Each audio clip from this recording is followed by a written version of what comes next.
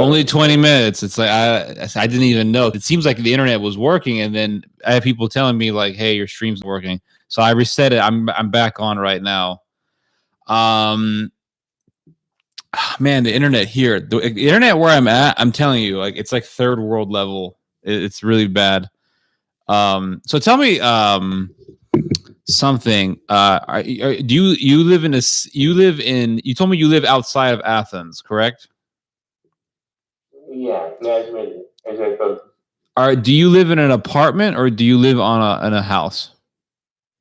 In an apartment. Oh, an apartment. I was gonna ask you, do you garden or have you ever gardened? We have a downstairs garden, but gazon and some trees, lemon trees, and so you do have a garden. So you do have a garden. Yes, but for I can't see your face. Your camera is like really low. I don't know what's going on. Really, you have to like lift the camera up a little bit. There we go. Yeah, let me see if I can come like this. That's fine. That's fine. That's good. You can see me now. Yes. Really? I can see you. I can't. I see you just fine. Yeah. Yeah, I see you just fine. Yeah, video. That's it. Yeah, there you are. So you do have a garden. You do have a garden.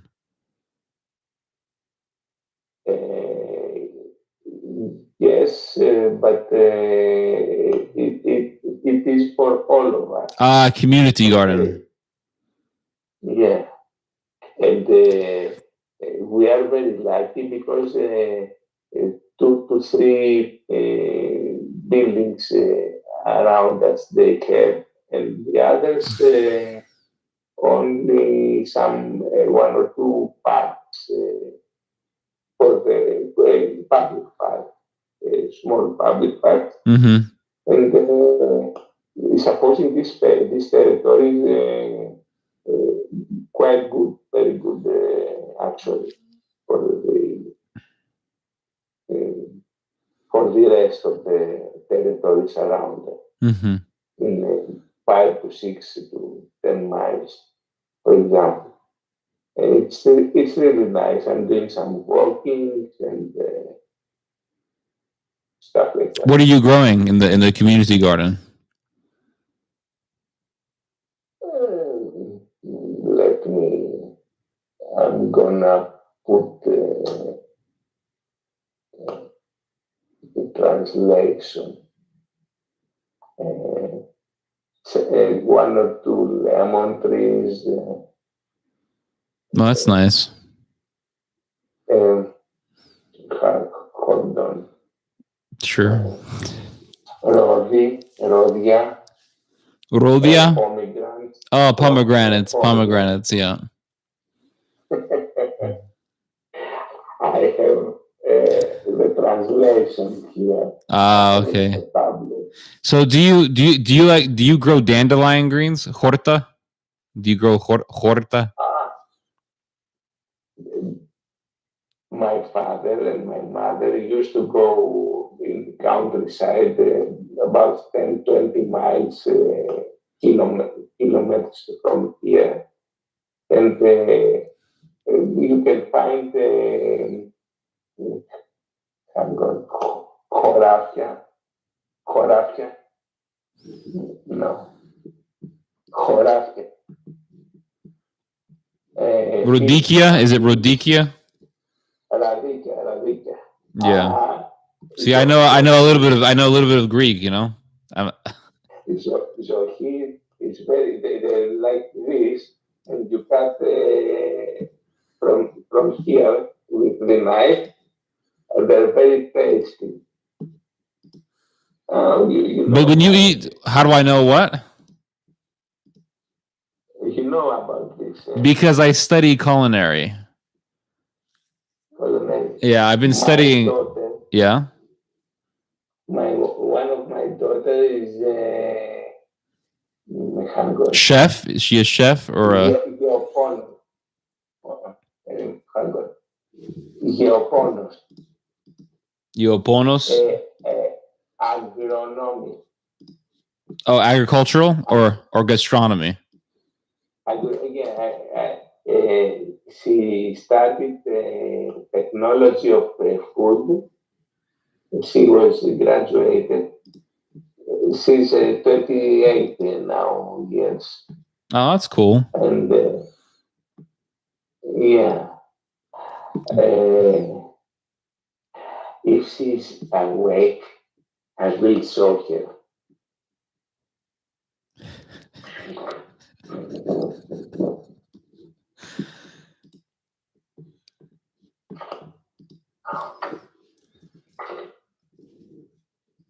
No, she's not. Actually, I will show you.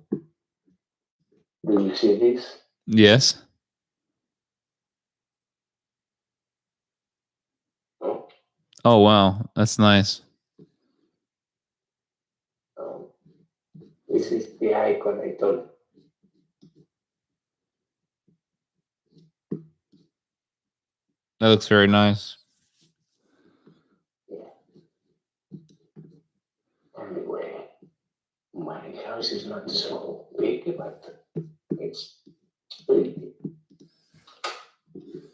Are Greeks, are they early birds or do they like to stay up late? Like, do Greeks go to bed early or do they go to bed late usually? Depends on if they want to wake up early for their job, if they have a job now. Mm-hmm. You know what I mean? Yes, I do.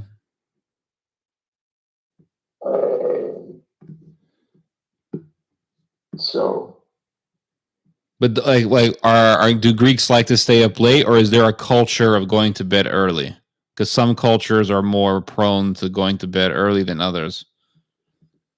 no, they want to go late, and they want to go to be outside of the house Oh, I see. at any time. And now they have been very stressed. Yes, because of the economy. So tell me, what do you see for the future of Greece? Like, do you think that Greece is going to become a colony of some sort, or like is Greece going to get conquered by some other country? Like, what do you think is going to happen in the future? Erdogan wants to do this and share the profit with the German. That what will be German? Erdogan wants to colonize us and share the profits with the Germans. Mm-hmm. So do you agree? Do you agree that the Germans are going to go back to their old ways? Like they're going to start conquering parts of Europe again. They're going to have a military. They're going to start invading and going to war. And here in Greece, the right journalists, they say that in 1941 we have the Third Reich, and now we have the Fourth Reich, but it is economical, not with guns. Right, I agree. But the thing is that the Germans do have a lot of control over Europe, but if the Germans begin to lose the EU and the EU begins to, the EU continues to break down and the Germans begin to lose their economic control, would the Germans then return back to militarism? I don't think that Germans want to leave the EU because they control all the EU countries through economical means. You see, until France, they control. They don't allow us now to take Belara, the naval ships, because they want they interfere even if Macron has promised to us that with the deal, it will be an agreement with Greece that if Turkey attacks us, he will help us. He will get involved definitely. Mm-hmm. And this, underneath, Germans stop it. As well, the right journalists, they say that Americans want to help us, especially through Pompeo, who is Orthodox. Mm-hmm. And when he came to Constantinople, they don't even talk with the Turkish.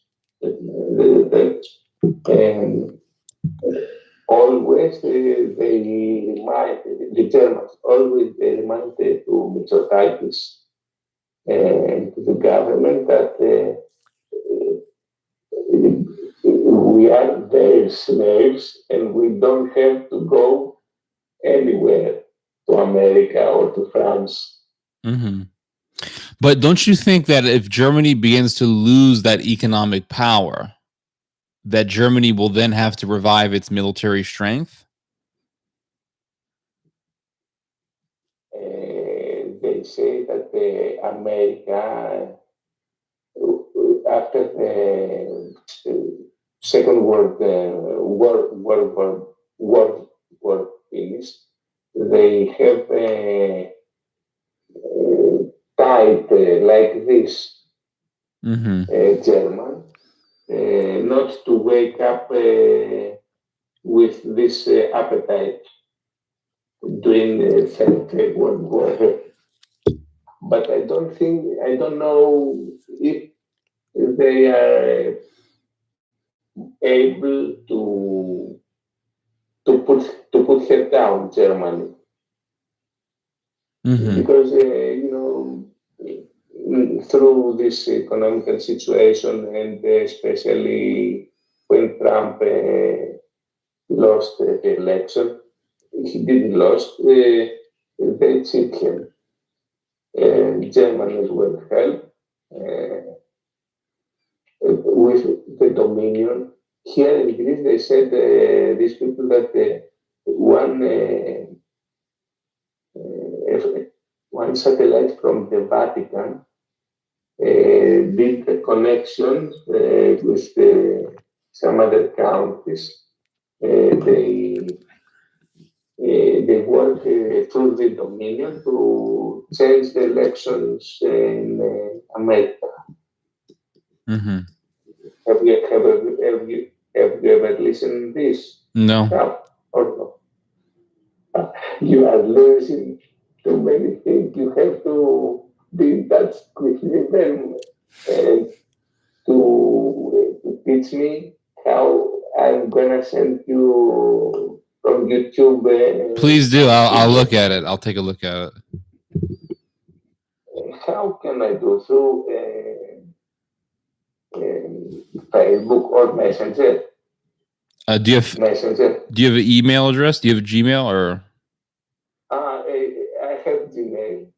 Probably you can see it. Okay, I'll give you my email address and then you can send me anything you want. Oh yeah. Okay. Tell me. I will give you. I just sent it to you. I just sent it to you. Really? On Discord. Yes. Let me. That's it. Tsubat. Okay. Tsubat. gmail.com. That's it. For example, do you want to give you from? You can just send me something by email. It's fine. Yeah, that's it. That's better. Yeah, because there happens too many things and nobody knows. For example, what I saw. This what happened in the square, as I told you, how the policeman kicked in the square. Mm-hmm. In this square, I used to live 35 years. 35 years. E-S T Subat. Subat Papaki. Let me see. Gmail.com. Gmail.com.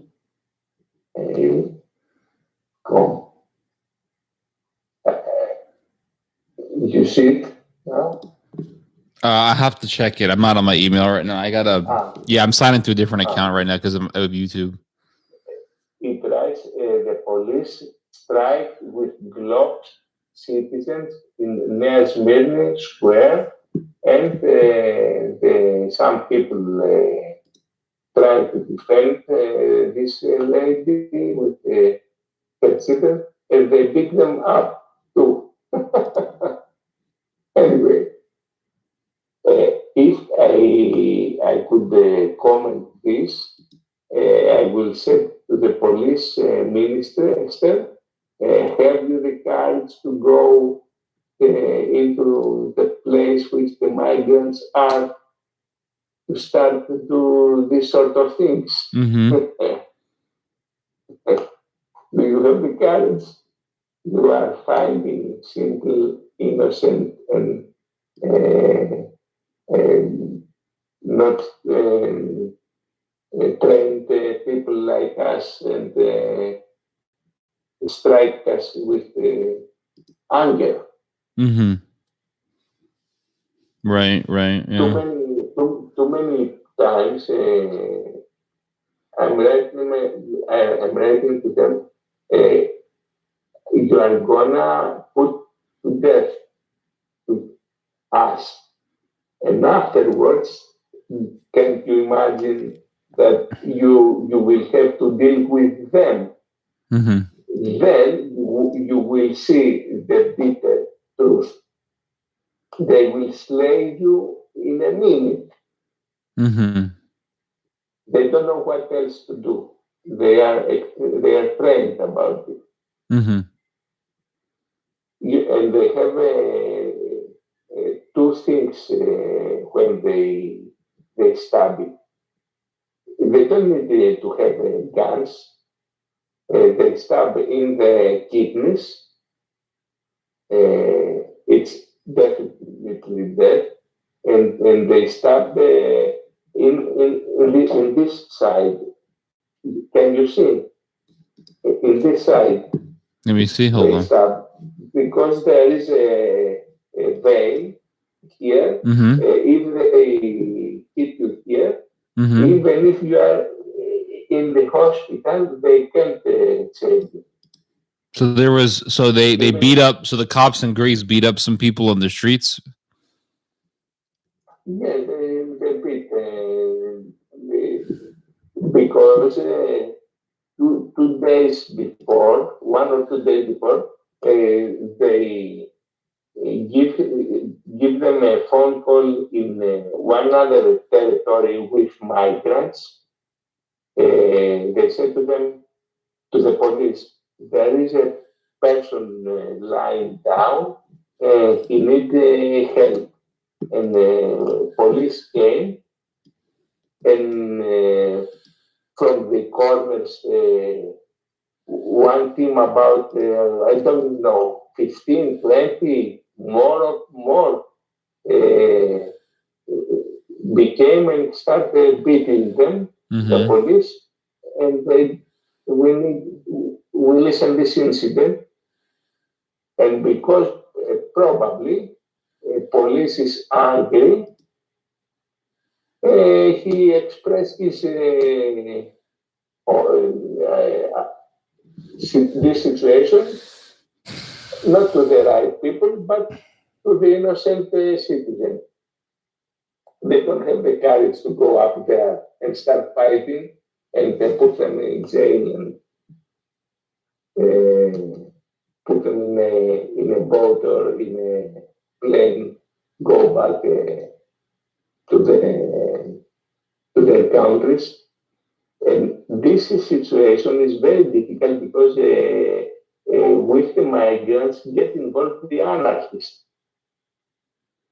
And the anarchists are children of high-ranked politicians who they don't know what to do, and for a job they take in place in this bad situation. Mm-hmm. And the police is doing silence. They don't arrest them because too many times they have arrested them, and in the police they realize that this is the son of one minister or one Mm-hmm. high-ranked politician. Devil is working very hard these times. So So do you think that Greece will eventually go to war with Turkey? I think because if there is a very great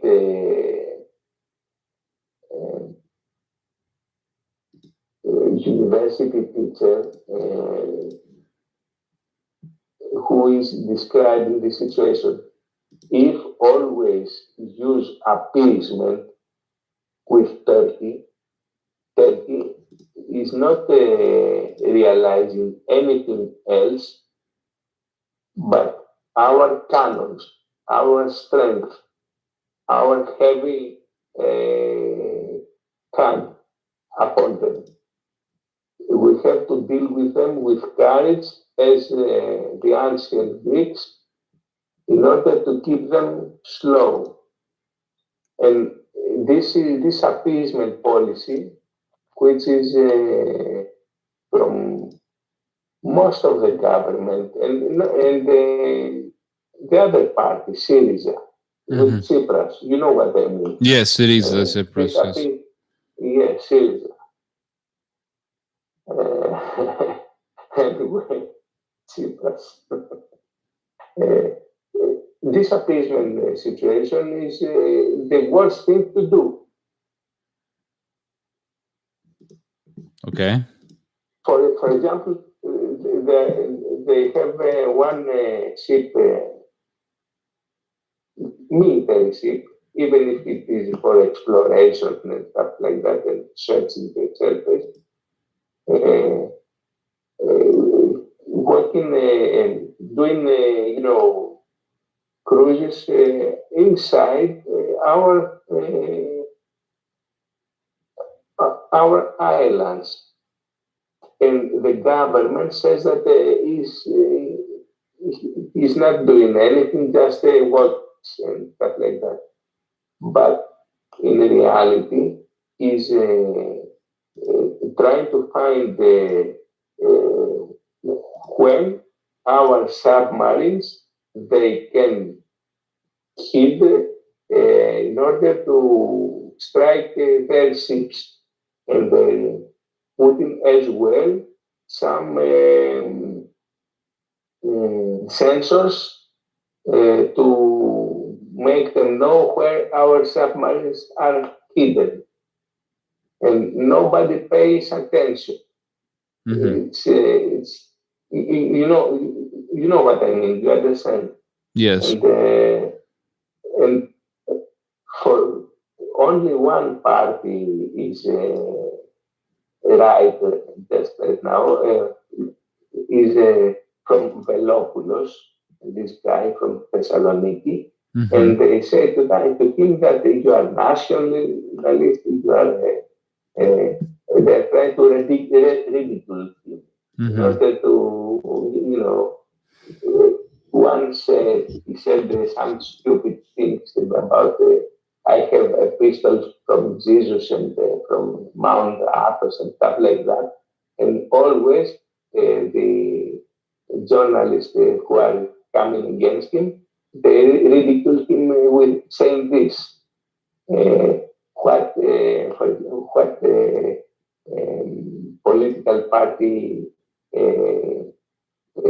is this when his chief is selling pistols from Greece? I don't know why he said this stuff, but it was really, really bad situation because how, they use it against him all the time. But he's doing a really good job in the Houses of Parliament because they try a few days ago, before I go, a few days ago, the government tried to fix in a different in a different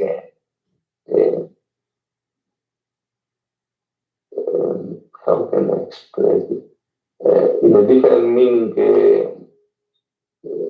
law make law make stuff that listen. They said that we can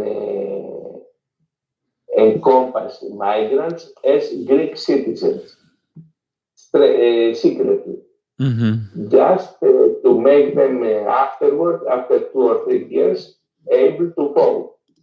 You know what I mean? Yes, I do. To vote for them.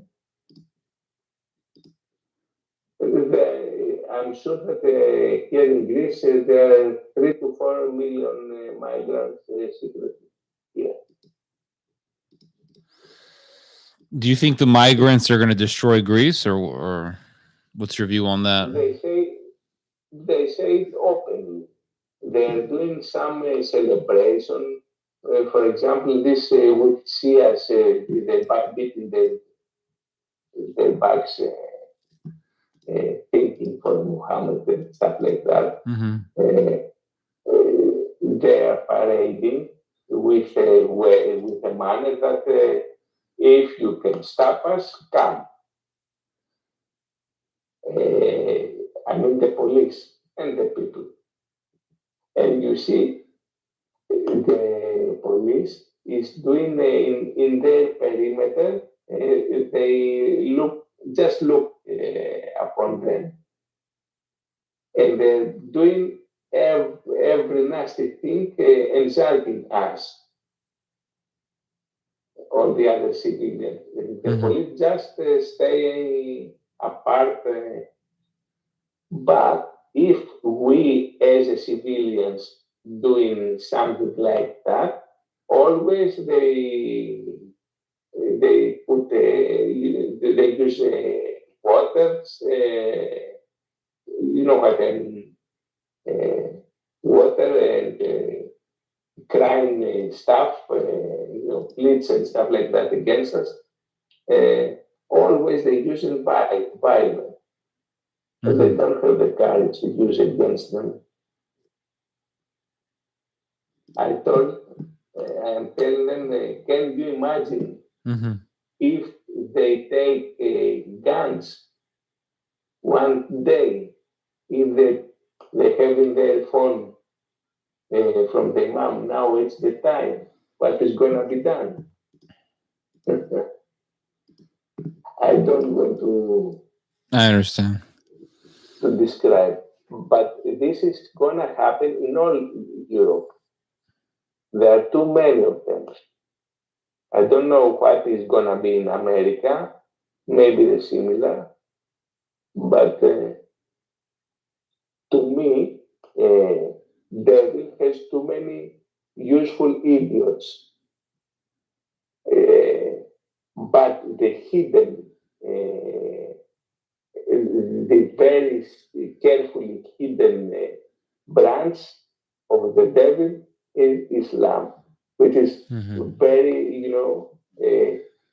he can strike us in a quarter of an hour since he said, Erdogan, he said, brothers, in all around the world, start now. Gotcha. Yeah, I know the Turks and the Greeks are always at each other's throats. Okay,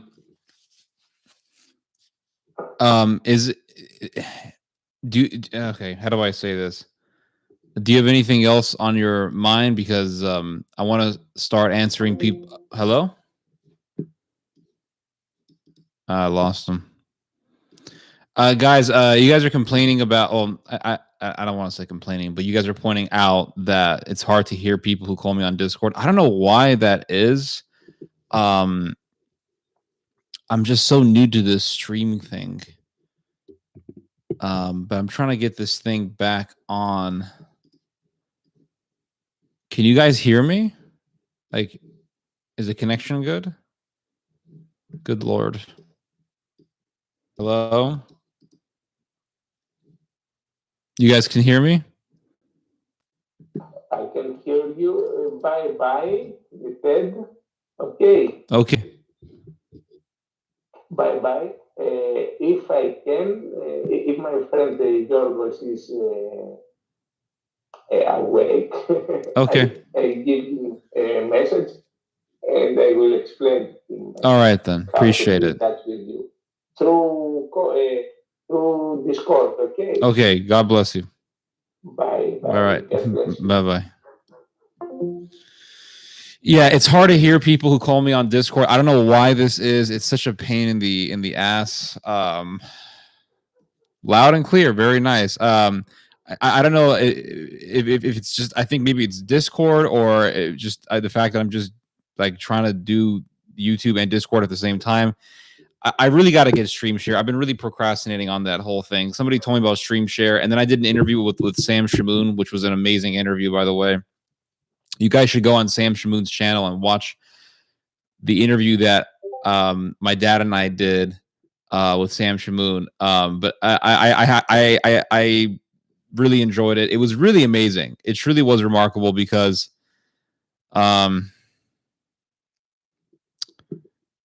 it really, I should post it up on Shoebot. It really was remarkable because you have to understand. Yes, StreamYard. I gotta get it. Sam Shamoun was using StreamYard. And he does interviews. So I'm like, I got to get StreamYard. But the thing is, like, I'm wondering if I can connect StreamYard with Discord. I'm not entirely sure about that. But I should just do StreamYard. I really got to get that done. I keep telling myself, okay, Ted, you got to get it. And I don't do it. And it's just such a, oh, God. I get upset with myself because I don't do what I'm supposed to do. Did who live in Chicago? Oh yeah, Sam Shamoun. Yeah, he lived in Chicago. I think he moved to Arizona. Yeah, Sam Shamoun. Yes, he is an American Middle Eastern man. Was born into the Assyrian Church of the East. Hello, Pano. Oh, cool. So hold on. I really don't want to take Discord calls right now because I hold on, Catman. I'm trying to say something. The interview that I had with Sam Shamoun was truly amazing because you have to understand, Shamoun and I used to be enemies. Like we were enemies. We didn't like each other. Okay. Like we sent some pretty nasty messages to each other at one point in time. I called him a bad word because I remember he wrote me, like he was upset because I wrote this article basically comparing Protestantism to Islam, and then he did a post on his Facebook page saying that I was a heretic or a snake or something like that. I don't remember the exact words that were used. And then I wrote him and I'm like, dude, I understand you have this problem with me.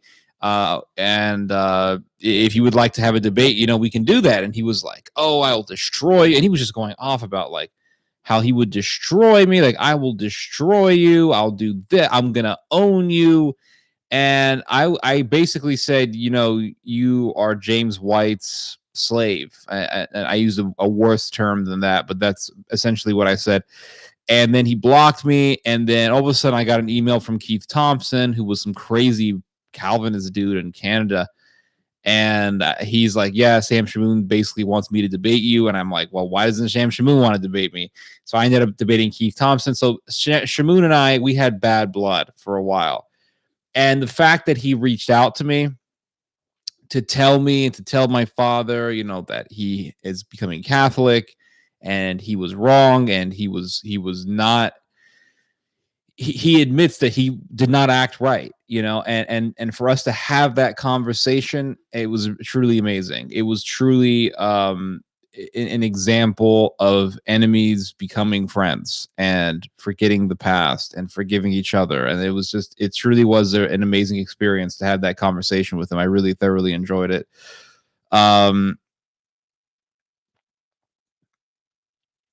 Yeah, you should watch it. Yes, you definitely should watch it. It was truly amazing. But do you know what else is amazing? I've been thinking about this for a little bit now. There is this idea, like, when something bad happens in Africa. I'm totally changing the subject. When something bad happens in Africa, we don't care. We really don't care. Like, there was a massacre in Nigeria somewhere. 4,000 people were butchered. Like, nobody cares. Oh, there was a horrible event that happened in the Central African Republic. Gunmen went into a village and butchered 25,000 people and did a lot of mass rapes and kidnapped 1,000 children who are now being trafficked into sex slaves. And what's our reaction to that usually, right? It's like, well, that's terrible, but we don't really care too much. But if we ever heard France has attacked England and has kidnapped several English citizens, we would all freak out, right? And then what would happen if we then subsequently heard the English captives, it has been now reported, were executed, their bodies cut to pieces, and their body parts paraded in the streets of Marseille somewhere, Calais, whatever, some French coastal town that's close to England. We would all freak out. We would say, oh my God. So here's the thing, is reading about Europe and Europe's history, I find it to be quite amazing, because a lot of the stuff that we hear about happening in Africa, it used to be quite common to hear about in Europe. I've been reading about some of the things in regards to the medieval period, and it was savage. Europe was savage. Europe was filled with savagery. And before the 100 Years' War, there was all of this. The 100 Years' War was this conflict that took place in the 14th century. Well, it took place it took place in, I want to say, in the early 1300s or in the mid 1300s. It took place in the 14th century, and it actually continued all the way on into the 15th century. They say they call it the 100 Years' War, but really it lasted more than 100 years. Some French king, Edward III, said, this piece of French territory belongs to me because I am of royal lineage. And the French, or it was an English king. An English king said, this part of France belongs to me. And the French were like, to hell with you. And they went to war. They started killing each other. And the level of savagery that you read when you look into the 100 Years' War is remarkable. It really is remarkable. Like, there were French marauders who were kidnapping Englishmen and then cutting them up to pieces and then parading their body parts in the villages near the coast. You read weird stuff like this. During the 100 Years' War, there was actually a class war that took place in France. There was a peasant revolt. And if there's one thing that we know about the French, it's that they love to kill each other in revolutions. It's like, it's part of their DNA. I don't know. I don't want to get into race and genetics and all that, but it's like, it's part of their existence. And it's almost like once you pull out Christian influence, or once you pull out that Christian ecclesiastical check, then they lose their minds. But there was a peasant revolt that took place in France in which the peasants revolted. They had an uprising and they just killed every rich person that they could get their hands on. And this actually happened as a response to the immense increase in taxes that took place at the time. So during the 100 Years' War, there was this battle that took place in Poitiers, and the French got their asses kicked. Like, they got their asses handed to them. So essentially what happened was that the English had their bowmen.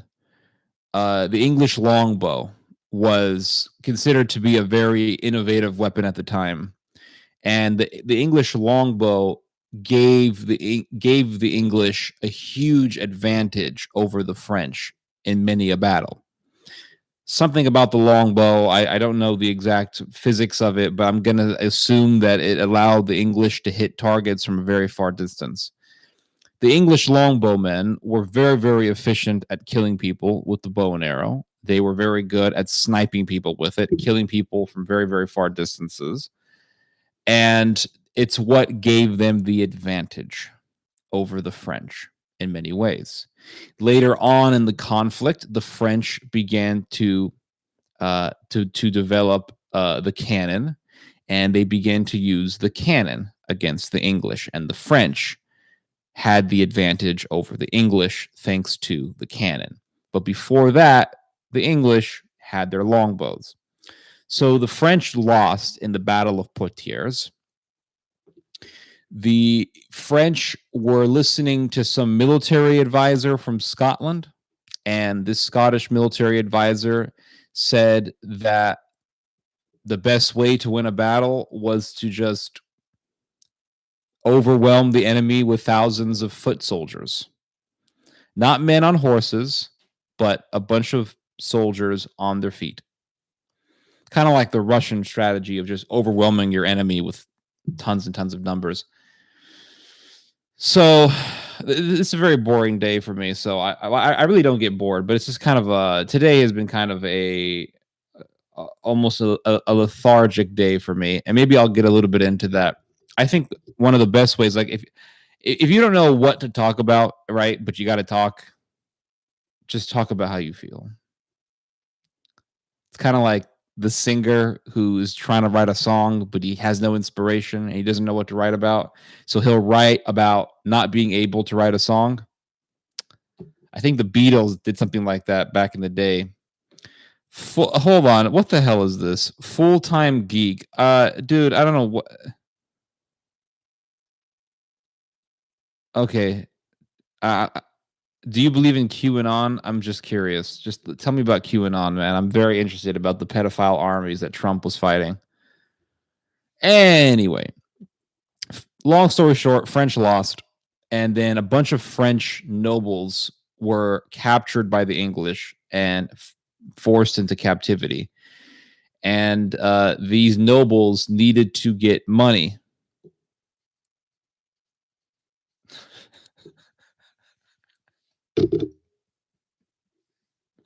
I love my commenters. I really do. They're amazing people.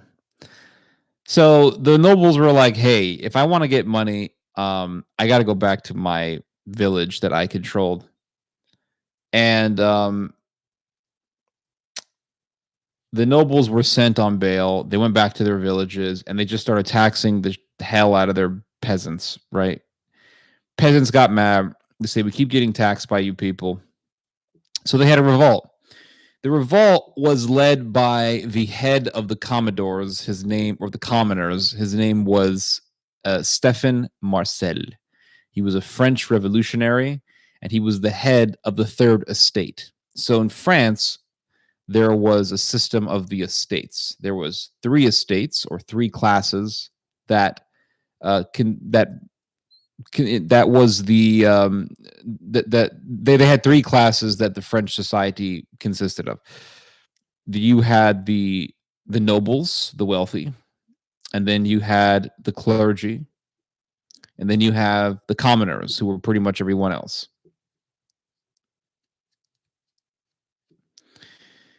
Stephen Marcel represented the commoners. He represented the Third Estate. And the French had an assembly. It wasn't just a king who was ruling everything, which is impossible. They had an assembly, and the assembly was a bunch of representatives who represented the three estates. So there was the representative of the clergy, there was the representative of the nobles, and there was the representative of the commoners. Stephen Marcel wanted to do a revolution against the Prince of France. He was called Charles Dauphine. And the reason why I say he was the prince is because the King of France, John II, was held captive by the English after the Battle of Poitiers. The King of France was in that battle. The kings would fight with their soldiers, and the king was captured, and he was held at a ransom.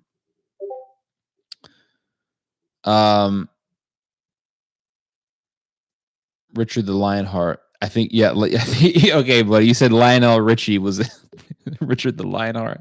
I think you're talking about Richard the Lionheart. So Stephen Marcel led a revolution against Charles Dauphine. Charles Dauphine was the prince who was really the de facto ruler of France because the king was gone. He was a member of the royal family, and the problem was that the Charles Dauphine,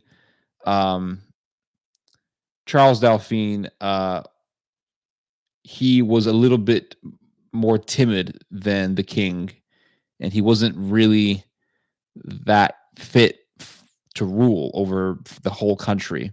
So Marcel saw an opportunity to do a war against the government. So he stoked the feelings of the peasants, and one day the peasants broke into the living chambers of the king, and in the living chambers there were two marshals of the king. The mob murdered the two marshals right in front of the king. Blood splattered, or of the prince. Blood splattered on the face of Charles Dauphine. Charles Dauphine begged for his life. And Marcel had the prince put into a hotel where he was kept as a captive.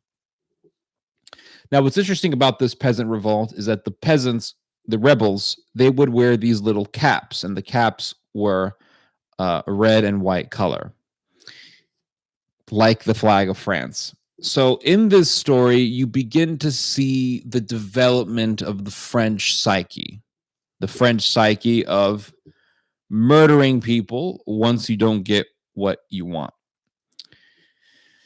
Now, this revolt didn't end just like that. The peasants continued to revolt. They went into the mansions of the wealthy, and they murdered the people in the mansions. And they began to kill all the wealthy people. And in one story, and this actually happened numerous times, in one situation, no worries, man. In one situation, a knight was burned over a fire. They literally rotisseried him. They cooked him up like a rotisserie chicken. And they forced his wife and children to watch as their father was cooked in the fire. Then they cut off some of his flesh, and they forced the wife to eat some of the flesh after they had just gang raped her 8 times. This is 14th century France. And this really brings me to something that I would like to address to all of you. And I'm sure many of you will resonate with this, because it's what I'm about to tell you is, I think, a very true statement. And that is this old people BS talk that we've been hearing our whole lives about kids these days. Kids these days, back in my day, we did this. Oh, back in my day, it was so Christian. Back in my day, we didn't have iPhones or video games. We played outside. Back in my day, we were so moral. And we hear this from our grandfathers and grandmothers. We hear this from the great grandmas and the great grandpas, if you guys have any of those. I know they're still around. And we hear this from our parents all the time. Back in my day, we hear this from the boomers. Oh, back in my day, we didn't have all that stuff. Back in my day, we were tough. We just, we dealt with things, sucked it up. We did this. Back in my day, we were, we didn't have all this immorality and rah, rah, rah, rah, rah. But then you go all the way back to the 1300s and you read about a gang of French people taking some poor knight, cooking him alive like a rotisserie chicken, gang raping his wife 8 times, and then forcing the wife to eat the flesh of the husband. This is the 1300s, man. You read that story, you'll be like, well, that must have happened back in 1990. No, actually, it happened in like 1356. Which really goes to show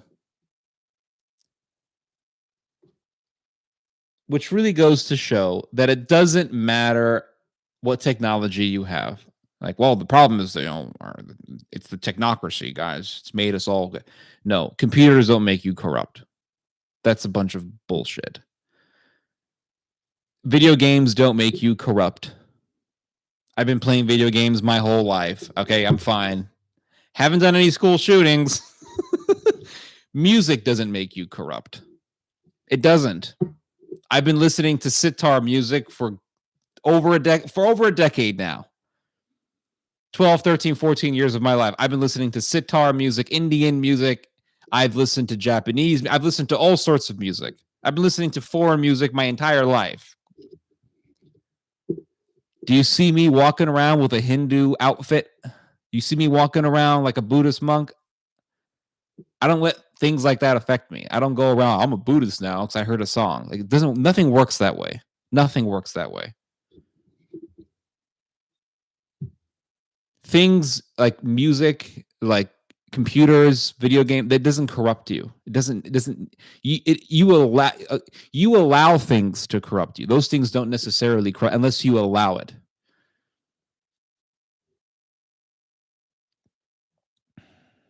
Morality makes you corrupt. How do you mean? I've never heard that before. Heavy metal. Even if you listen to heavy metal music, I don't like heavy metal music. But if I heard it, I'm like, I'm gonna act like this. Like, people who listen to heavy metal music and then they go do a bunch of bad stuff, they were bad even before they started listening to heavy metal music. The heavy metal music had a bad influence on them, but they accepted that influence. You see the difference? You see what am I making myself clear? Yeah, bad morality, of course, makes you bad. Another thing that I want to address, this whole like homeschooling thing. I've talked about this before. It influences you if you allow it to influence you. That's my whole point. If you allow it to influence you, yes, it will influence you. But if you don't allow it to influence you, it's not like I can listen to Islamic nasheed music all day. I'm not going to become a terrorist. Yeah. This whole like homeschooling thing, like, well, I want my children homeschooled because the public education system is just going to make them evil. Like, that's nonsense. That's horseshit. Okay, I can tell you that right now because I went to public schooling. Okay, kindergarten, first grade, elementary school, junior high, high school. I went to public education, and I didn't allow things to influence me like a lot of other kids do. Like, kids go to a public school and then they come back and they're doing whatever. They're doing bad things, whatever they're doing. That's not the fault. That's not the fault of public education. It's not the fault of public education. What is your opinion on online schooling? Are you talking about at the college level or at the high school level? Because at college level, I mean, it's fine. People have been doing online schooling for many years now. From what I've seen, it seems like it works.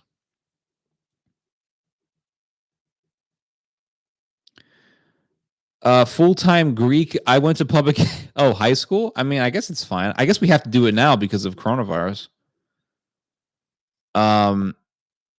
Commies are indoctrinating the youth. Dude, let me tell you something. I went to public education. Never once did I hear any sort of teacher tell us about the wonders of a peasant revolt against the rich. Okay, there's no such thing as a communist. Yeah, that's another thing that people believe. Like they're communists. Like there's no such thing as a communist. And I've been saying this for over a decade now. Okay, a communist is a capitalist that wants everyone else to be a communist. That holds true every time. Okay, it holds so much weight. It holds so much weight. A communist is a capitalist who wants everyone else to be a communist.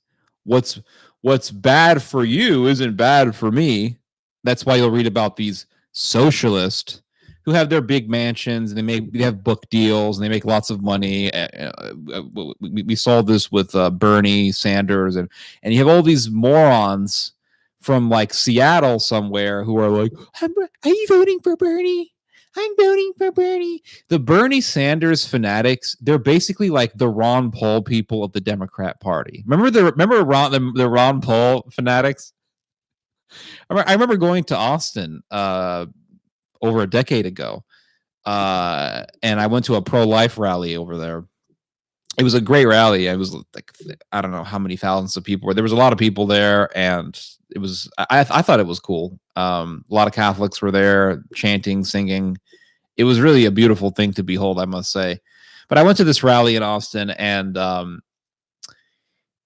all the Ron Paul people started popping up. All these Ron Paulers came up, and they were passing out flyers to everyone. They would they're like a cult, and they would walk up to you and they would say, "Did you know Ron Paul was pro-life?" No, I didn't know that. And I don't really give a damn because Ron Paul is a lunatic. And I always knew that Ron Paul was a lunatic, even before I began to open my eyes a lot to, the realities of the right wing and the right wing ideology. Like I always knew Ron Paul was a lunatic because he's like, he's on the fringe and he's all these weird ideas and whatever. Basically, just a libertarian fanatic. Did you know Ron Paul was pro-life? No, I didn't know that. Could you please get the hell out of my way? And no, I don't want a pamphlet. Please don't give it to me. And they try to give you a pamphlet, like a cult. There's like a cult. So you have the Bernie people, and the Bernie people are no different. They're just crazy on the fringe people, but like on the left side of things. And they're like, did you know Bernie Sanders is going to give poor people $25 an hour minimum wage? Let me see here.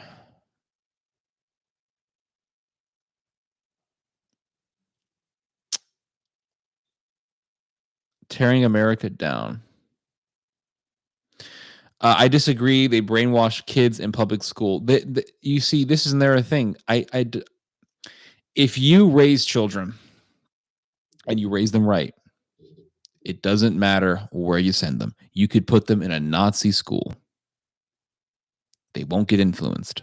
You could put them in the SS Nazi youth school somewhere. You could put them in a communist school. You could put them in a left-wing school. You could put them anywhere. They will not acquiesce. They will not get brainwashed. They're going to fight it.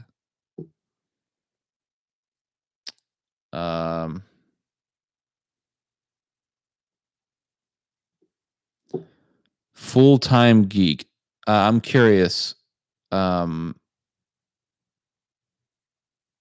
How old are you? I'm just curious. Ron Paul has been true about many subjects. So what? Here's another thing also. 35. Okay. Ron Paul knows that the government is totally fake, but he'll never tell you that, unfortunately. What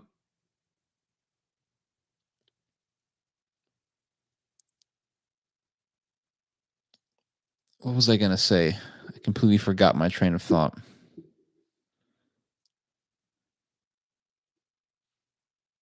What children choose to do is what makes them the way they are. They make choices just like grown people. Absolutely. Yes. Completely agree. Let me see here. Oh yeah, Ron Paul making a lot of good points. Everyone makes a lot of good points. Everyone says things that are true. The Prophet Muhammad said things that were true. Who cares? Like, That's another thing that I've noticed about people. They're like, well, he said some true things. Like, okay, and everyone says true things. The guy who's running a cult where he's abusing his members, he says a lot of true things too. The guy who's abusing his wife all the time, he says a lot of true things as well. Like, everyone says true things. Everyone says true things. Satan himself said true things. What does that matter? I have come to the point in my life, because I've seen so much bullshit. I've seen so much political deception. I've seen so much manipulation on both sides, left and right. I don't like any of them. I've seen so much of it over the years that I've come to the point where I don't give a damn how much truth you say. I don't care. What matters to me isn't so much the truth you say. It's the lie that's mixed in it. Do you see what I mean? Do you know how important that is? Well, but it's so true. Are you saying truth isn't important? Okay, this is how dumb you sound right now. If I give you a 2-liter bottle of Coca-Cola and I say, this Coca-Cola is so tasty, man, you should really try it. You say, well, it's like 0.1% cyanide in there. I'm not drinking it. Well, no. But it's like 99.9% Coke. So you're good. Are you going to drink it? Do you see what I'm saying? So I don't really look at only the true things that people say, because everyone says truth. I look at, what type of lies is this person involved in? What type of manipulation is this person involved in? What type of deception is this person involved in? That's what I look at. I don't look at, well, he said some true things, because that to me is idiotic. That's like mob mentality bullshit. That's how mobs function, by the way. You know, mobs function like that. If you go to a mob and you say, hey, the guy that you're following is a swindler and he is all about chaos and he's not even going to fight in this fight that he's pushing you to fight in. What do mobs say all the time?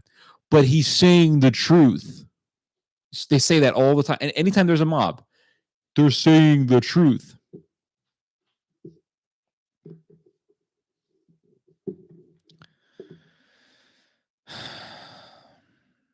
Have you compiled your reading recommendation list yet? Oh, God. You know how long it's going to take me. But one day I'm going to do it. I haven't even finished my video on my favorite movies. I procrastinate so much. I really got to stop doing that.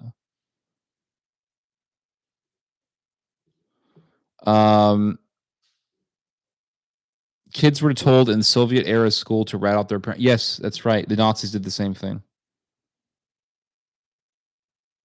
I'm going to strongly agree that well-catechized children will survive public school, but why send them? Why not just have them read? But okay, so it's a great question. I'm going to answer that question for you, Mr. Correa. Because when you send your children to public school, you give them the opportunity and the experience of real society. That's the reason why. When you go to public education, you see every element of human society. You'll see kids that are students that are decent people, and those will be your friends. And then you're going to see kids who are instigators, and those kids are there. Children that are instigators. I used to see this myself when I was in high school. Oh, Ted, did you know that guy? He was talking shit about you, trying to foment a fight. I remember I saw this myself when I was in high school. I shouldn't laugh at this. I went to Mexico and I stayed in Mexico for over a year. So I went to high school in Mexico for 1 year. Believe it or not, I went to a Mexican high school. Kind of. It was American funded, but it was like most of the teachers, they were Mexican. There were a couple Canadians, but I went to high school in Mexico. So then after I got done with that, I went back to the United States. So I had to go into high school in America. So I had to do, I was a junior in high school by then. And it was crazy because it was like, I remember second day of school back in the US. It was like first or second day of school in the US after over a year. And I see two male teenagers just beating the hell out of each other. they just beat. I mean, beat these kids were. There were two white boys I remember, and they were dressed up like rednecks. They had the flannel shirt and they had the tractor, the green tractor hat, and they were just beating the hell out of each other. I didn't get involved, like whatever. So I remember the next day going into math class, and there were some kids that were talking about it. You know, did you see there was a fight? You know, Billy and Johnny were beating the shit out of each other. And one of the kids begins to explain how it happened. It turned out that some girl that they both liked went to one guy and said, "Oh, Billy's talking mad crap about you." Then she went to the other guy and said, "Well, you know, Johnny's talking mad crap about you." And she got him to fight. And isn't it amazing that stuff that you see in high school, you see it at a global geopolitical level? You'll see people do this between governments. You'll see people do this between citizens, trying to start mass revolt between political factions. For example, in the case of the US, it would be Republican versus Democrat. You see people doing this sort of thing, trying to foment violence between the Shiite and the Sunni, between left wing and right wing, between capitalist and communist. You see all sorts of provocation taking place, kind of like Trump saying, "Let's put the U.S. embassy in Jerusalem," and people are like, "Oh, it's a fulfillment of the scripture," because we all know that a building that represents America, a political building representing America, that's just it's part of the Bible because America is an extension of Israel. Jonathan Cahn told me so. But there's all sorts of provocation that happens, and what you see amongst teenagers and children, you will see it in the massive echelons of political power. You will see it in government or political activism. You know, some guy making a movie. Remember that movie in 2012, The Innocence of Muslims? Got a bunch of Muslims to go out and kill people in Egypt and to kill people in Libya because somebody made a movie mocking the Prophet Muhammad. It turned out it was some guy named what was his name? I forgot the guy's name, but he claimed to be Israeli, and then it turned out he was Egyptian, although that's very questionable. I think he was probably Palestinian. Who was the guy who made the movie The Innocence of Muslims? I can't believe I forgot this. Who made Innocence? But that movie, Nakula Basili Nakula, that was his name. That film, believe it or not, was connected to the State Department. The U.S. government was involved in that, making that movie. And guess what? When that movie came out, it was a piece of crap movie. It wasn't. I can't even call it a film. It was like, it was like some video that somebody made. This video that came out, the whole thing was a farce. But it was, once it was put on the internet, for some reason, it just was being spread everywhere. The analytics of the internet just made this thing go viral, and it spread all over the place. Gee, I wonder how that happened. And it got a bunch of Muslims to riot. Well, what's that? That's instigation. That's fomenting. That's provocation. Or I'm going to draw Muhammad having sex with a pig. What's that about? What's the purpose of that? And then you start a riot. What's the purpose of that? Just to instigate people, because you know it's going to cause instigation.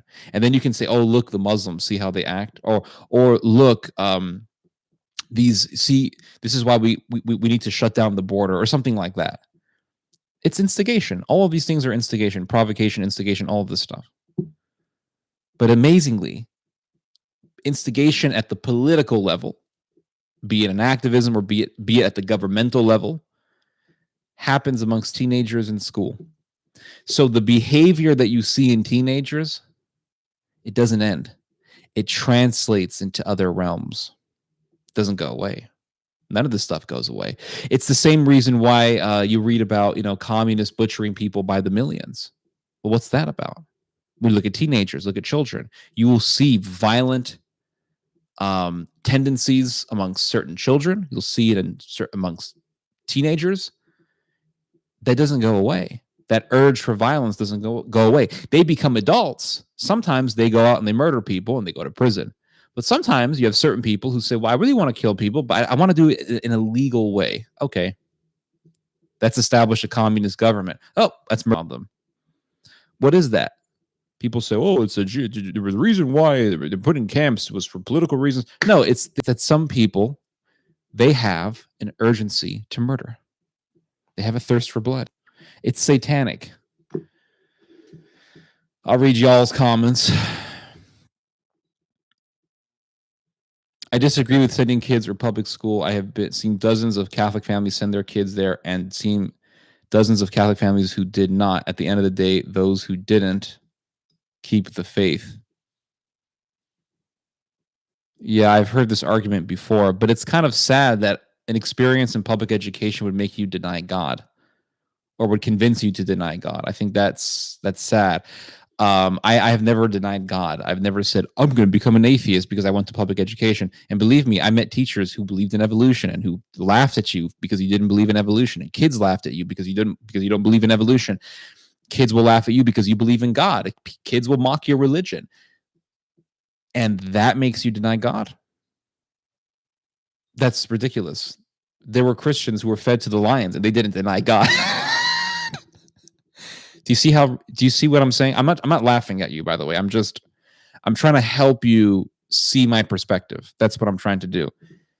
If an experience in public education makes you an atheist, that is indicative of something else going on. Do you see what I mean? Because I know exactly what you're talking about. The Catholic family that shelters their kids, that keeps their kids in homeschooling and doesn't allow them to watch violent movies, and will order films from some video online store that sells movies that are like 100% censored, or like they cut out certain violent scenes. And yeah, I know exactly what you're talking about, dude. Okay. I think I have to remind people of where I come from. Okay, I've been around Christians my whole life. I've hung out with many Christians. I've hung out with many Christian families. I've hung out with many homeschoolers. I've seen all that stuff. I've seen all that whole subculture of America. I've been around it.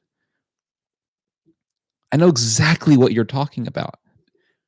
The family that kept their kids at homeschool, those kids didn't become atheists. So you're saying that if those kids were sent to public education, then they would more than likely become atheist, or it would be a higher chance of them becoming atheist. There would be a higher chance of them becoming atheist because they went to public education. That's sad. To me, that's sad. Because people were fed to lions. People were put in the guillotine in France. People were put into camps, be it in fascist Germany or in communist Russia, and they still didn't deny God. So if an experience in public education gets you to deny God, that is bad parenting. Because believe me, I know exactly what you're talking about, my dude. I know exactly what you're talking about, my friend. Because I've seen those families. And let me tell you something. I have met numerous families that fit the description that you just gave me. And do you know one thing I've always noticed about them? Do you know one thing I have always noticed about their kids? They are theologically illiterate. And you're going to say, whoa, no, you're so wrong. They study the catechism. That doesn't mean anything. It doesn't mean anything. You can sit there and read the catechism all you want. There's many people. Listen, there's gay Catholics who read the catechism. And they'll tell you, I read the catechism and I'm so educated. It doesn't mean much. Reading the catechism doesn't mean much. Do you understand the concept of zeal? Do you understand the concept that Christianity is a militant faith? Do you understand the concept that Christianity is about militantly fighting against evil, aggressively fighting against evil, being proactive against evil? Do you understand that Christianity is a war religion? It's a religion of war. It's not a religion of just reading a catechism. Christianity is about fighting against evil. Once that is instilled in you, once you realize that Christianity is not like, oh, it's just a thing that we do, we pray, we read some book called the Catechism and whatever. Once you veer off from that and you realize that Christianity is a mystical, militant faith, then you have the correct mindset. Because then you go to school and it's like, yeah, I know this. Yeah, the world hates Christianity. Yes, I understand that. We're in war with evil. It's a war between good and evil. Once you realize that, then you go to school and the teacher's like, you believe in God, ha, ha, ha. And you're like, well, hold on, I expect this because the world hates Christianity. You got to get the mindset instilled. It's not just about reading a book, my dude. It's not just about reading the catechism. It's not about any of that stuff. It's about understanding and having it instilled into your very soul that the Christian religion is a religion of warfare. If you don't get that, if you don't instill that in adults or children, it doesn't matter. They're going to fragment. Simple as that. It's not about reading. I can sit there and read a catechism all day. Let me tell you something, my dude. Let me tell you something. Do you know how many choir directors don't even believe in God? Almost all of them. They don't believe in God. Okay? You see them all the time. Okay, everyone, please turn your hymns to page 34. You see this all the time. They don't believe in any of that stuff. But yet they're constantly around it. They're constantly reading these hymns. They're constantly reading the chants. They can read Latin. They know they don't even believe in God. Do you know how many priests don't even believe in God? Many of them. There was some Irish priest, I remember he retired. And after he retired, he did an interview with a newspaper in Ireland. And he said, hey, I don't even believe in any of this stuff. I never believed in any of this stuff. And they asked him, why did you remain so many decades as a priest? Do you know what he said? He said it was a steady paycheck. But I can guarantee you, my man, that priest read the catechism. He did all that stuff. Didn't believe any of it. Because there's no militancy. Don't you understand how these things work, my friend? Look at, okay. I was honestly planning on just like ending this video short. You got me going, my friend. This is why I love reading your guys' comments. Okay. I remember reading this book not too long ago. It was a short history of Germany. Some guy, I forgot the last name of the writer. I think his last name was Schmidt or something. But he wrote this book. It was like a concise history of Germany or something like that. And he talked about Otto von, oh my God, I can't remember this.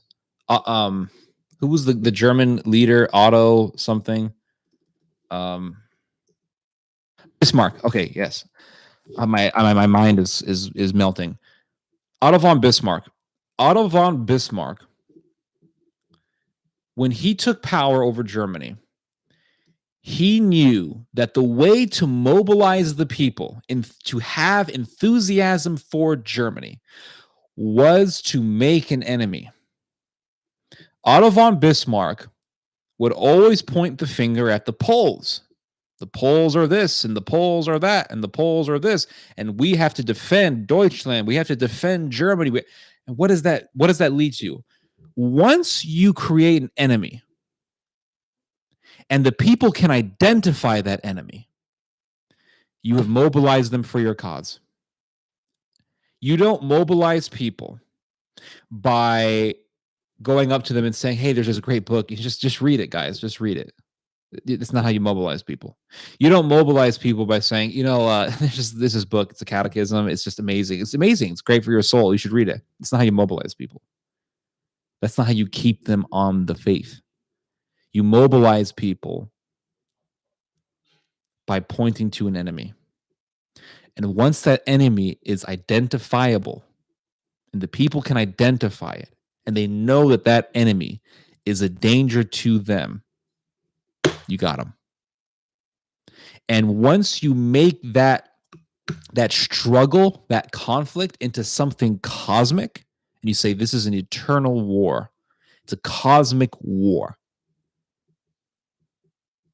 then it goes beyond the physical realm.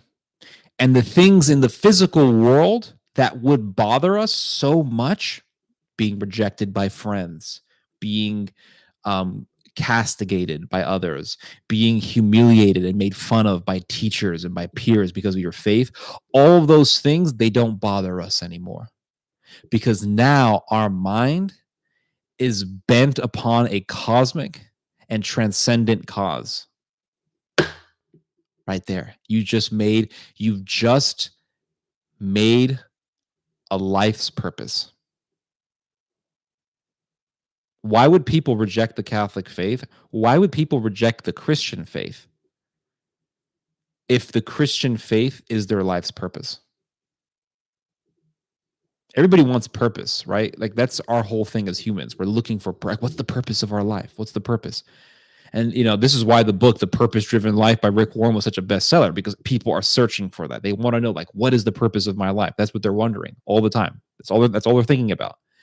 Once people have understand concretely what their purpose in life is, they will follow that purpose to the end. But if the purpose of life isn't Christianity, guess what? They're going to reject it. Their faith is going to be frail. It's going to be brittle. And one small thing, like a teacher making fun of the kid, or peers making fun of the kid and calling him a Bible thumper or whatever, bam, faith is gone. Why? It's not his purpose in life. He doesn't feel like it's his life's purpose.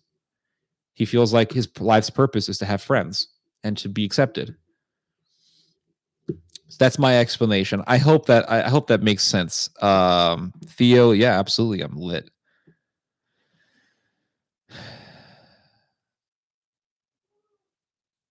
If they were sent to, this is the same guy I'm responding to.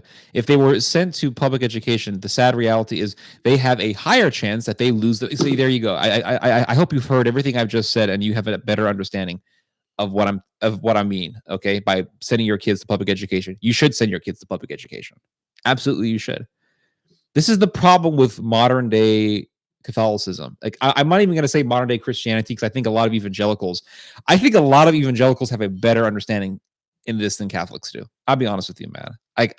I've talked to a bunch of people about Christian militancy and all that, and I've had more positive responses from people who were Protestant than people who are Catholic.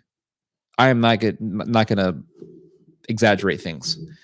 It is 100% true. Like Catholics, I swear, dude, Catholics are so boring.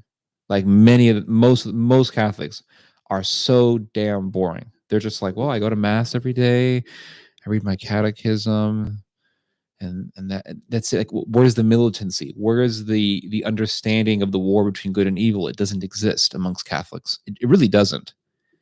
But amongst evangelicals, you will see more of this understanding that it's a war between good and evil. And I've had people convert to Catholicism, and I've had people convert to Orthodoxy after listening to what I have to say. I am not joking.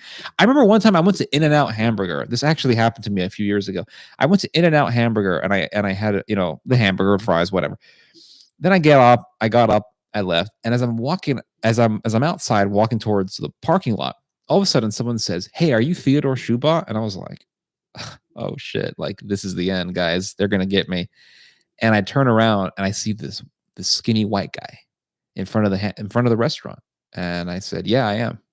I'm not gonna hide it. Like, "Oh no, I'm not. You must got me confused for someone else." Like, "No, this is me. Yeah, that's me." He goes, "Oh man, I love your videos." I was like, "Really?" He's like, "Yeah, I love your videos. I read your articles. Like, I really, really love it." And he's like, "I want you to meet my friend. My friend's inside. He knows you." So I went inside the restaurant, and there was this guy there, and he said, "This is my friend." He says, "Dude, we both became Catholic because of listening to your stuff." And I was like, "Really?" He's like, "Yeah." And I ended up going to one of these guys' house. We had dinner, and it was cool. But like, I've had those experiences before. People come up to me and they talk to me and they say, "Hey, I became Catholic, or I became Orthodox. I left Protestantism because of listening to your stuff." And why would an evangelical or a Protestant be more open to what I'm saying than a Catholic? It's because the Catholics have lost the concept of good versus evil.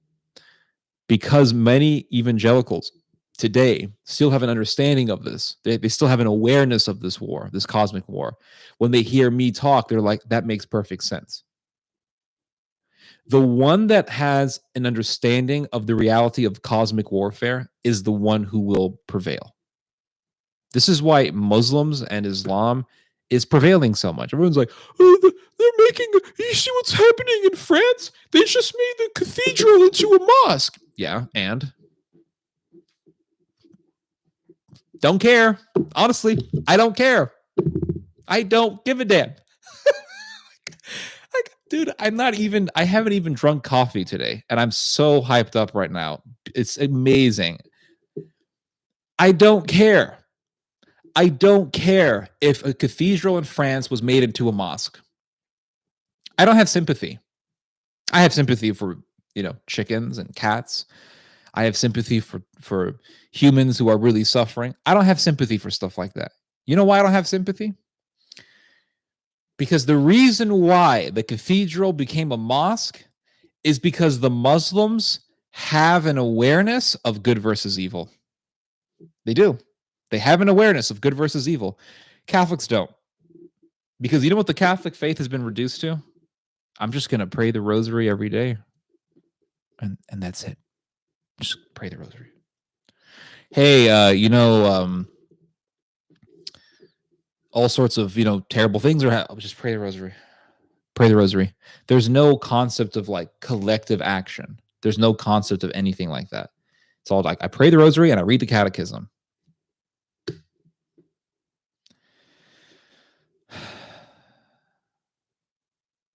In fact, there was actually somebody just brought up Ireland here. He just reminded me of something. There was a girl that I knew. She was from Ireland. She moved here to the US though. I forgot her name. I think her name was like Rachel or something. I don't remember, but she was this Irish girl. And we ended up, we met online at first. We started talking and she told me that she was involved in activism. And she said, I really love your work and all this stuff. And I said, that's really cool. So I remember one time I went to this parish and, went to mass, did the rite and the mass was over and people started exiting. So I was getting close to the exit and this guy walks up to me and he says, I really love your work. And he had a really thick Irish accent. And I said, oh, do we know each other? And he goes, oh, he says, Rachel back in Ireland. I'm friends with her. She introduced your work to me.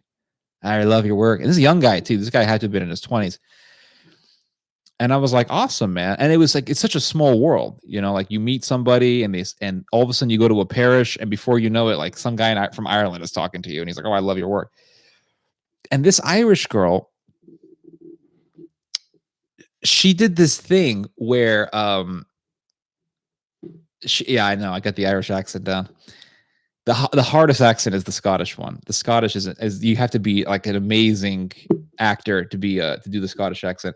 But I remember I did this. This Irish girl. She told me that she basically trolled a whole bunch of government representatives in her area in Ireland. She just trolled a whole bunch of them, and she told me this story where she organized this event where government, like local officials and local activists and all that would get together to discuss like problems with the community or something like that. And so they had this presentation and all these different people were there.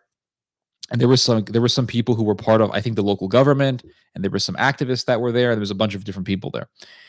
And this Irish girl began to play all these videos. And there was nothing shocking about the videos. It's like, okay, this video about, I don't know, children suffering in Africa, something like that. And then she says, there's one more presentation that I want to give to you guys. So just be patient. And I said, okay. So she plays this video and it's a video of me bashing the sodomites. It was this old video. It was from like 2014 or something where I'm just like going at it against Sodom. And people got up and they were leaving. And she sent me the phone calls that she got from these people. She got a whole bunch of phone calls. And there were some nasty voice messages that she was getting from these people. And she sent them to me. I need to play them one day. But like, she sent them to me and she's like, this is the phone calls that I got. And these Irish people were so pissed. They were like, How dare you? You brought me, you invited me. Oh, I'm trying to get, I got the cranberries thing going on. You invited me over there and you play this crap? What the hell is wrong with you? But that was like some great troll. It was like, that was brilliant. It was brilliant trolling. And I feel proud that in some town in Ireland somewhere, a bunch of people got trolled with my video. I am so proud of that. You have no idea how happy that makes me. I'm filled with joy. I am in ecstasy just thinking about it. Like in some small ass town in Ireland where people are living off of potatoes, boiled sausage, and cheese. My video, a video of mine, I've made thousands of videos. Some random video of mine of me bashing the gays was played. I find that awesome. I find that truly awesome. And when I went into that parish and this random Irish dude comes up and he's like, I love your work. Like, that's so cool. To me, that's so cool. That's awesome. That truly is awesome. But we got to do more stuff like that, you know? And I remember I confronted that pedophile predator priest in San Antonio. I confronted him, got it on film. And I told everyone to do this. I said, if you know that your priest is doing some evil stuff, confront his ass. I mean, don't literally confront his ass. He may like that. But confront him, you know? Confront him. And get it on film. And embarrass these people and humiliate these people and push them. Make the Vatican reform. We are not going to reform anything doing what we're doing now. We're not going to reform anything. The Vatican isn't going to change unless the Vatican gets invaded by the Germans again and they sack the whole city and murder all the bishops like they did back in 1527. But even then, you know, you're not going to change a damn thing. You're not going to change anything. Praying your rosary and reading the catechism, that's not going to do anything. You're not reforming anything. The only way to reform something is to hit the Vatican where it hurts, and that is publicity. There is nothing. I remember years ago, I met this journalist. He was a journalist for the Boston Archdiocese. He worked for the diocese. He wrote, you know, the news for the diocese, and the diocese has a newspaper. He wrote articles for it. He interviewed people for the diocese. Like, he did all that work. He was deep into the journalism world. And I remember he told me something that I will never forget. He said to me, if there is one thing that horrifies the church more than anything, it's bad publicity. You want to horrify a diocese? You want to scare a bishop? You want to scare a cardinal? You want to scare the Pope? Bad publicity. And if some priest is preying on young men, and one of those young men is witty enough to understand that, and he says, oh yeah, I'll go to a library with you. I'll meet you at your office. And he pulls a camera out. He says, hey, what were you thinking of doing to me? Hey, you think I'm stupid? You don't think I know what's going on, Mr. Priest? And you embarrass the hell out of that guy. Put it on the internet and say, this guy he was going to do this. He wanted to prey on me. He preyed on young men. He's a predator. And go to the mass. Go to the church. Yeah, I'm Ted, you're fomenting revolution. You damn right I am. Go to the mass. Go to the church. Go to where everyone is watching. Or everyone's there to receive communion. You go over there. And you say, this man is a predator. Get that on film. Man, oh man. Let's talk about this one thing. Here's another thing. Because you get that on film, and enough people do it, and you make it into like, remember when there was like I don't want to use the knockout game as an analogy, but you've heard of like certain things that go viral that a bunch of people start doing. We got to make it like that, to the point where the Vatican now has to do something about it. Like, man, all these people, they're just confronting all these priests, getting it on film. They're embarrassing the hell out of us. Like, what the hell are we going to do? We got to do some reforms and let the people demand what they want. Because we're at a point where the laity is better than the leadership. We're at that point. We're at the point where there's people in the laity. Well, not really. The laity also sucks. But like, we're at a point where the only solution at this point is to use the laity against the leadership. because we're not going to make any change just reading the catechism and doing the rosary. Like, it's not going to happen. And no, I'm not saying the rosary is bad. I pray the rosary myself, but what I am saying is that God requires of us action. He requires action from us. Somebody just said that the rosary saved Europe at Lepanto. Well, this is like saying, well, the battle was won because somebody blew a shofar. There's prayers that are made, but then there's action. You need both. The prayer, think of it like this. Let's say you're about to go into battle and you're in a ship, right? And you're in Lepanto, and you know you're about to go face some lunatic from Bosnia with a scimitar. You'd be pretty scared, right? You'd be getting nervous. I mean, even the toughest soldiers will tell you that they get scared. So then what happens? You start praying that prayer, right? But you're not just saying it in your head. It's not a personal prayer. It's a collective prayer. All the soldiers are saying it in unison. All your voices are in harmony together. You don't think that would give you some inspiration? I think it gave the soldiers tons of inspiration, and it's that inspiration that helped. Do you see what I mean? That's exactly what I'm talking about.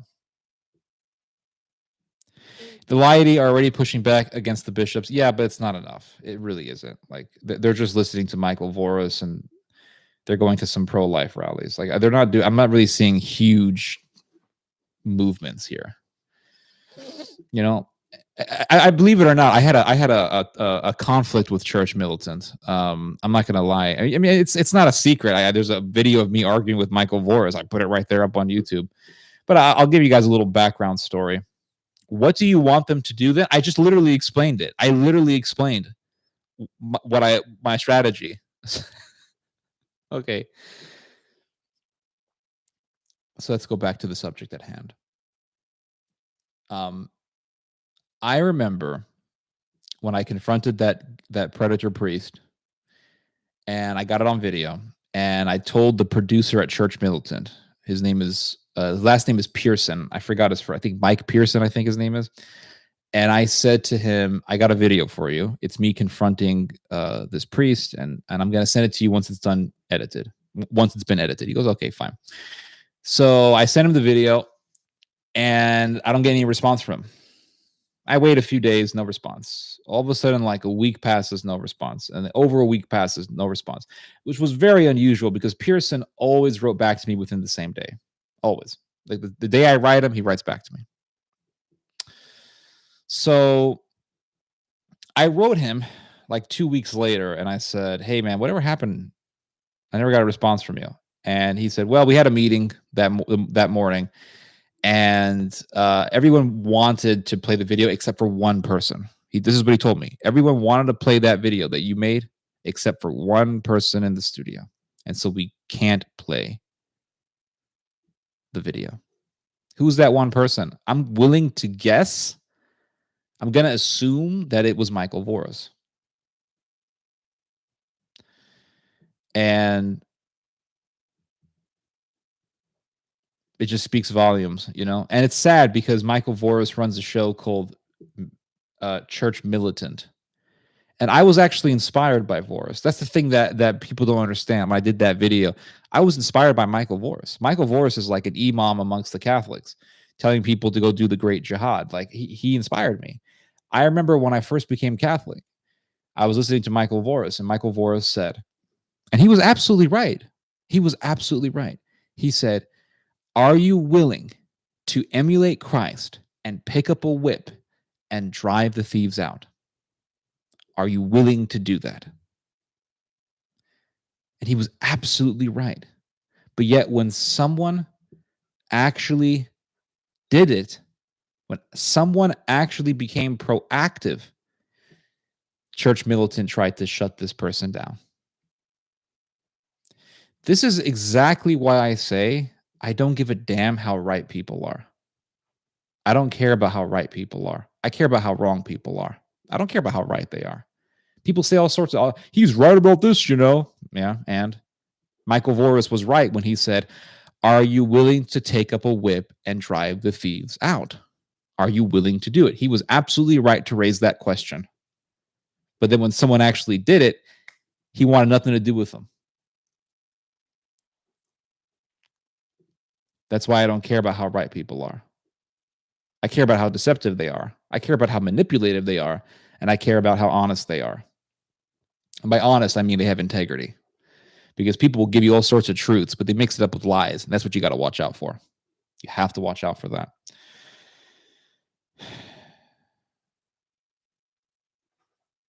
And then later on after that, Voris features yeah, absolutely. That's the thing. See, thank you for pointing that out. Michael Voris then brings up a pedophile apologist named Milo Yiannopoulos. And then they have a conversation because Milo said, hey, pedophilia ain't that bad. And Voris said, well, do you want to change the age of consent?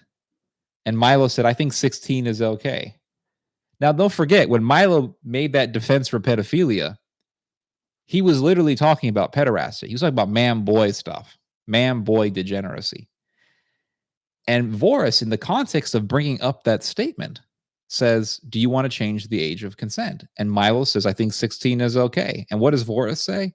He says, oh, yeah, the canon law will agree with you. See, I don't care about how right people are. I don't care about how much truth people say. I care about integrity. That's what I'm focusing on, is integrity. Are these people honest when they speak? Because you can tell me some truth, but you'll still be a liar. You can speak all the truth you want. You can still be a liar and say the truth. Actually, the best liars are the ones who can tell you all the truth and mix it up with some lies. The best liars are the ones who know how to mix the truth best with the lie. That's the bottom line. Hello, sir. MRJCH24. You got to talk the talk and walk the walk. Yeah, absolutely. And then later on after that, okay, I already read that. I will forever be sympathetic to those in Europe. Okay, you're always sympathetic to everything that is contrary to goodness. But 99% of Catholics don't know if their priests are homosexuals. Yeah, you're correct. But once they find out, they still don't give a damn. That's what I figured out, because I confronted Michael Yarbrough, predator priest, in his own church. And guess what? The ushers came over and I spoke to the ushers. It's all on film. You can watch it. Well, actually, no, it's been taken down. I need to re-upload that video. I need to put it up on BitChute because YouTube will take it down. But the ushers popped up. And I spoke to the ushers and I said, this guy's a predator. And they said, well, we don't believe that. And I said, there's an article in the San Antonio Express about talking about this guy being a predator. It's a fact. You know what this guy told me? One of the ushers told me. He says, I don't believe any of that stuff. I don't care. They don't care. They don't care. These people don't care. I've spoken to numerous Catholics about this subject. I'll tell you one thing, though. This actually happened to me in real life. It's crazy. I was in this parish.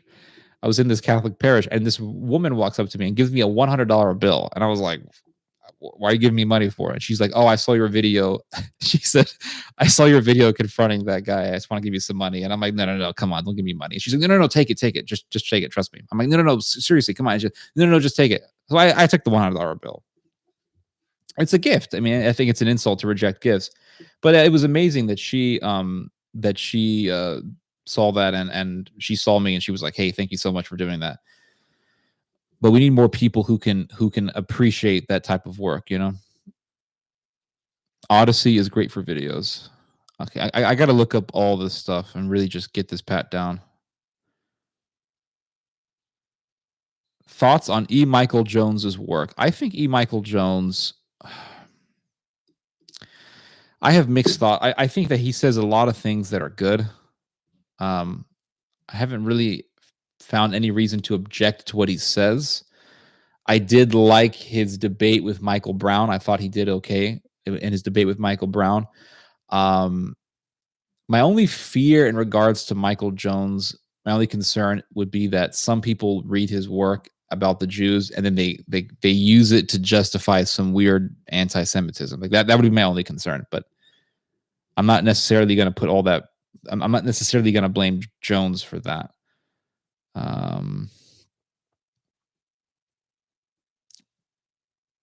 Savage for taking old ladies' money.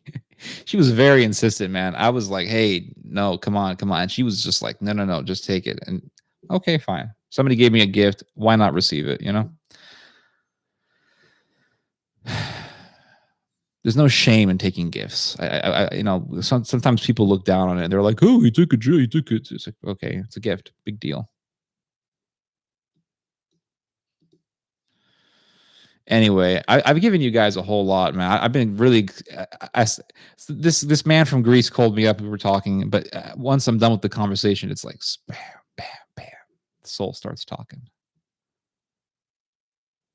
Very crazy. I've been here for an hour and 45 minutes. I think I've been here long enough. But if you guys have any questions for me, I was trying to get up on Facebook, and for some reason, Facebook's not allowing me to go online. But to hell with Facebook. The people on Facebook are just, I don't know. I feel like people on Facebook, they just want to hear like about the end of the world. It's like sometimes I wish people focused more on the end of their world, if you know what I mean, than the end of the world. Sometimes I think that the reason why certain people, they get so obsessed with the end times is because they have like a shitty marriage, their kids hate them, and they just hate the world. So like, I can't wait for all this to end. I read all your articles on Facebook. Yeah. Facebook's a great way to post articles. Absolutely. And I thank you for reading my stuff. But like, for some reason, once you start live streaming, people expect a certain message, I think. Yep. Absolutely agree. People love predicting the end of the world, and they get so obsessed over that.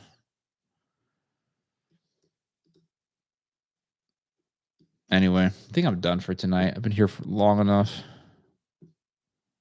Anyway, yeah, I've been here for an hour and 48 minutes. I don't expect you guys to, want to listen to me all night. So yeah, I'm going to continue doing videos. I hope you guys enjoyed my video where I made fun of the liberal professor. But yeah, I'll continue doing videos on a weekly basis. Anyway, I hope you guys are doing well. God bless, and enjoy the rest of your Sunday. Peace.